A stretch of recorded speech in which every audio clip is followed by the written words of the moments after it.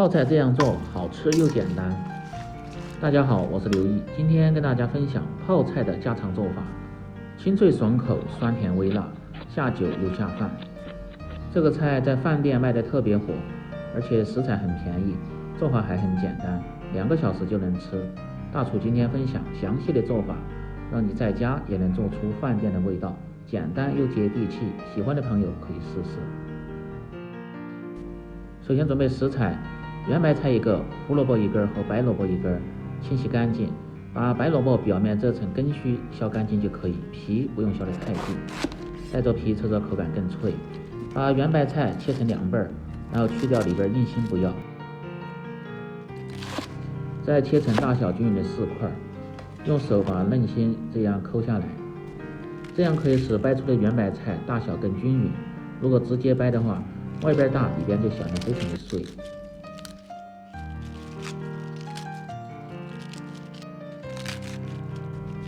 接着用手撕成大小均匀的块。做泡菜呢，切记不管是案板还是刀具不要沾油，要不然放置时间不会太长，容易坏。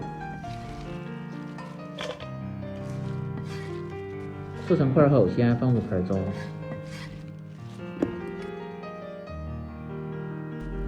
白萝卜先斜刀切成大块，再切成厚厚的薄片，也别太厚，厚薄均匀即可。因为泡菜通过腌制还要出水分，切得太薄吃着没有口感。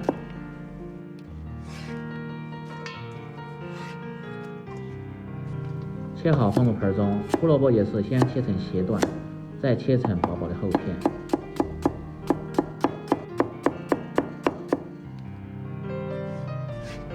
切好放入盆中，再准备关键的调味料，泡小米辣和水稍微多一点。最好是把泡椒像这样切一下，这样在腌制的时候更容易出味道。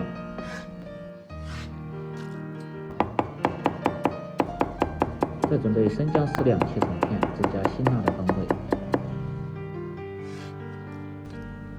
再准备香叶几片，增加香味。准备好后，下面开始腌制。这盆食材重量是2斤左右，放入食盐10克，增加底味。白糖40克。白醋也是40克，这样酸甜味更均衡。接着倒入泡小米辣、姜片和香叶，用勺子慢慢的拌均匀。像做这种泡菜呢，不用提前用盐杀出水分，只是多来回的翻动几遍。翻匀后先静置半个小时，再翻动1次，反复操作3次左右，这样蔬菜中的汁水会慢慢渗出。用食材自身的汁水浸泡食材，这样吃起来味道更浓郁。如果做的比较多，食材水分出的少的，也可以放入适量的凉白开或者是矿泉水，尽量的让食材都浸泡在汁水中，这样腌制的时候更容易入味。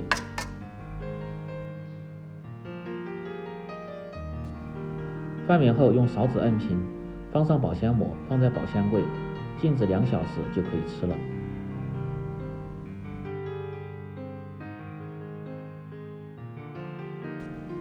腌透后装入盘中就可以美美的享用了。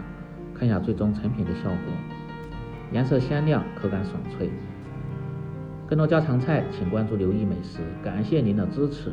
喜欢的朋友记得帮忙点赞、评论、转发、收藏，我们明天再见。